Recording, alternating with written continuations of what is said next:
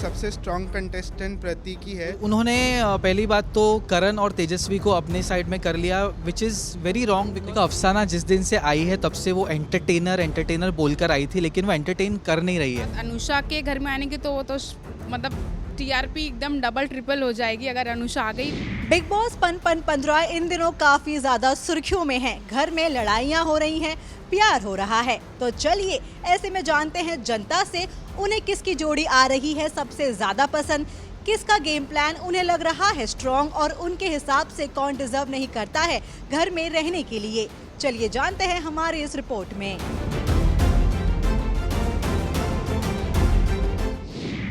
Big boss के घर में दो जोड़ियां हैं जिनकी काफी चर्चा हो रही है। एक है शारा यानी शमिता और राकेश, और एक है तेजरा यानी तेजस्वी और करण। एज एन ऑडियंस आपको कौन सी जोड़ी पसंद है?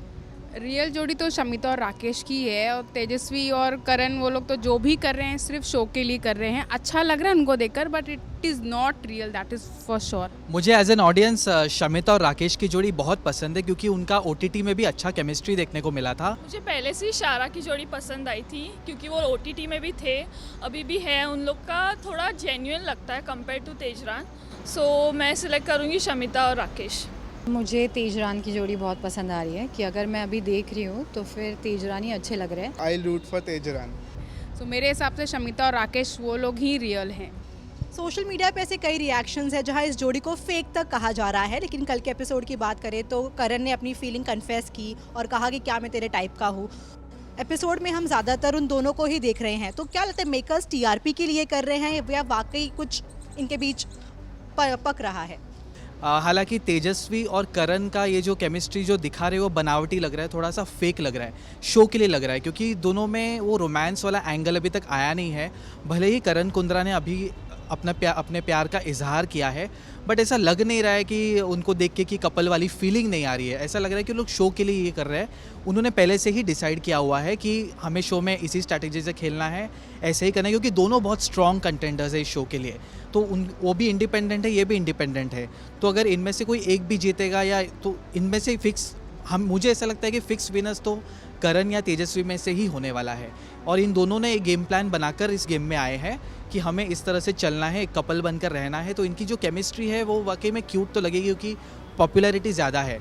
तो इस तरह से देखा जाए तो मुझे इनकी केमिस्ट्री बहुत फेक लगती है। इन फेक और इसकी बात करें तो आई एम श्योर कि मेकर्स थोड़ा ज़बरदस्ती इन दोनों को ज़्यादा दिखा रहे होंगे, क्योंकि दोनों का फ़ैन बेस ज़्यादा है। बट इसका मतलब ये नहीं कि उन दोनों के बीच में जो इमोशन है वो फेक है या नहीं। तो आई जस्ट फील कि हाँ, मेकर्स थोड़ा एम्फेसाइज कर रहे हैं अदर कंटेस्टेंट से ज़्यादा तेजरन को, बट आई डोंट थिंक कि उनके रिलेशनशिप काफ़ी फेक है। अभी तो शुरुआत है, थोड़ा और टाइम दो उनको, शायद आपको रियल लगने लगे। घर में हाल ही में एक वीआईपी टास्क हुआ जहां उमर ने अपने 3 अच्छे दोस्तों को चुना, लेकिन एज एन ऑडियंस आपको लगता है कि इन 3 के बदले कोई और भी वीआईपी टास्क का जो बेनिफिट है वो ले सकता था? मुझे लगता है कि उमर का जो ये डिसीजन था काफ़ी गलत डिसीजन था, बिकॉज उन्होंने पहली बात तो करण और तेजस्वी को अपने साइड में कर लिया, which is very wrong. Because हम सबको पता है कि करण और तेजस्वी बहुत स्ट्रॉन्ग है, सब लोग देख रहे हैं, उनकी केमिस्ट्री भी दिख रही है, और उनके बीच में जो गेम प्लान है वो भी सभी को पता है। वो लोग जो खुसर पुसर करते हैं उससे पता चल जाता है कि वो लोग एक गेम खेलने के लिए आए हैं। आई फील उमर का डिसीजन काफ़ी फेयर था। एक बस मेरे को कंटेस्टेंट जो लगा कि नहीं होना चाहिए था वो निशांत था, बट ऑब्वियसली उमर को अपना फेवर रिटर्न करना था तो निशांत को उसने दिया। बट आई फील निशांत के जगह पे वहाँ प्रतीक को होना चाहिए था, क्योंकि निशांत से ज़्यादा स्ट्रॉन्ग गेम मुझे प्रतीक का लगता है।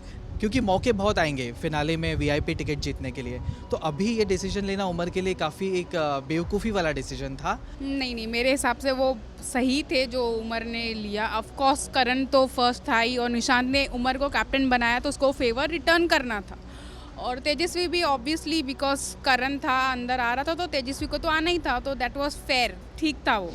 कल के एपिसोड में हमने देखा कि करण ने अपने दिल की बात तेजस्वी के सामने एकदम खोल कर रख दी, और कहीं ना कहीं तेजस्वी ये समझ गई हैं कि अब ये दोस्ती प्यार में बदल रही हैं। तो वो जो एपिसोड में जो वो क्लिप दिखाया गया था उस पर आपका क्या रिएक्शन है? जो भी है उनका वो शो के लिए ही है। तेजस्वी अचानक वो इतनी फॉन्ड हो गई।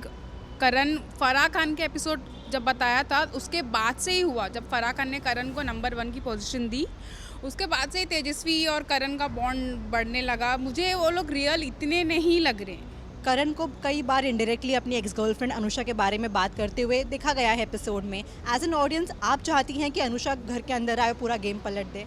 आई एम श्योर जब वो एंटर करेगी टीआरपी डबल ट्रिपल मतलब अलग लेवल पर टीआरपी चली जाएगी, क्योंकि एक लव एंगल हम लोग को, लव ट्रायंगल हमको देखने मिलेगा। फिलहाल मुझे ऐसा नहीं लगता है, आए तो एंड में आ जाए, जब गेम एंड होने वाला है, अगर दोनों रह जाते हैं तो आ जाए, नहीं तो ज़रूरत वैसे है नहीं। वो लोग ऑडियंस को थोड़ा एंटरटेन कर रहे हैं तो वही ठीक है, दोनों मिलके अच्छा कर रहे हैं, क्यों मसाला लाना है। वैसे भी टीआरपी एकदम डबल ट्रिपल हो जाएगी अगर अनुषा आ गई, which I don't think so, but हो गया तो बहुत बहुत अच्छा है। बिग बॉस के घर में अब गेम काफ़ी धीरे धीरे स्ट्रॉन्ग होता जा रहा है, लोग अपनी अपनी अलायंसेस बना रहे हैं। आपको क्या लगता है इस पूरे गेम में सबसे ज़्यादा वीक कंटेस्टेंट कौन है at this stage? Simba, good for nothing.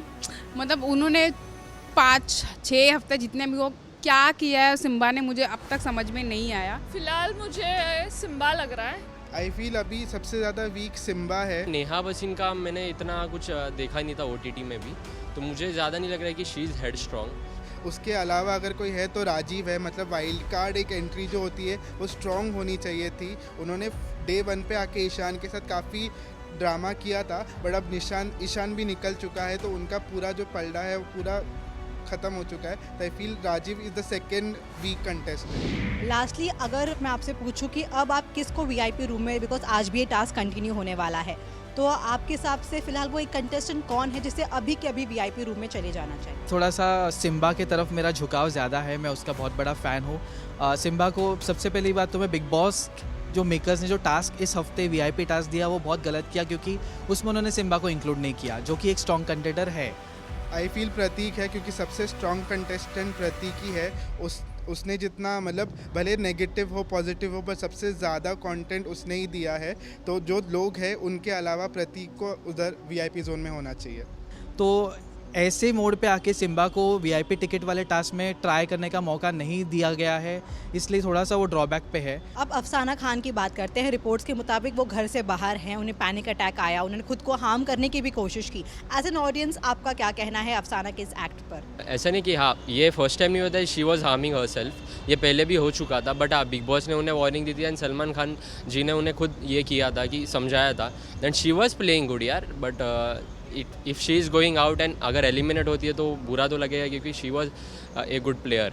That is sad. मतलब घर में एक ही कॉमेडियन थी अफसाना, जो ज़्यादातर हमेशा लोगों को हंसाते हुए ही दिखाई थी, वो इतनी हाइपर हो रही है, डेफिनेटली कुछ हुआ होगा। अफसाना को ऐसा नहीं करना चाहिए था, मुझे लगता है कि इस हफ्ते उसी को बाहर जाना चाहिए। वो अपने आप को पहले भी नहीं संभाल पाई थी और अभी भी शायद यही हुआ होगा, पर अब जो है ऐसा एविक्ट तो हर बार हर सीजन में कोई ना कोई होता ही, तो दैट इज़ फाइन। तो देखिए आपने जनता की राय, आपकी क्या राय है बिग बॉस 15 के कंटेस्टेंट्स को लेकर? बताइए हमें कमेंट सेक्शन में। And also do like, follow and subscribe to daily masala on Facebook, Instagram and YouTube.